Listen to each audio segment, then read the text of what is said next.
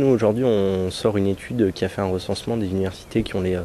pires modalités de contrôle de connaissances pour les étudiants et l'université Toulousain se distingue puisqu'elle se classe deuxième université de France dans ce palmarès parce qu'aujourd'hui tout simplement les modalités de contrôle de connaissances ici à l'université sont très défavorables aux étudiants et ne permettent pas aujourd'hui de faire réussir un maximum d'étudiants à l'université. Typiquement, un étudiant qui a 8 au premier semestre et 12 au second semestre n'obtient pas à l'heure actuelle son premier semestre et obtient le second. Nous, on souhaiterait qu'il puisse, sur la base de 10 sur 20, valider ces 2 semestres d'un coup et passer dans l'année supérieure sans avoir à passer au rattrapage. Et les rattrapages, d'autre part, sont un problème pour les étudiants de cette université puisqu'on ne peut aller au rattrapage que si on a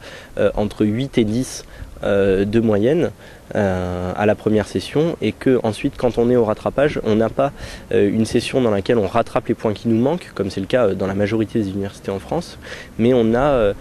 aujourd'hui une session d'examen qui est une première session bis où on choisit en gros 3 matières et l'objectif c'est d'avoir 10 sur 20 de moyenne à ces 3 matières. Aujourd'hui je crois que l'enjeu c'est vraiment d'harmoniser par le haut, de cadrer nationalement les diplômes et les modalités de contrôle de connaissances pour que tous les étudiants soient d'une part à égalité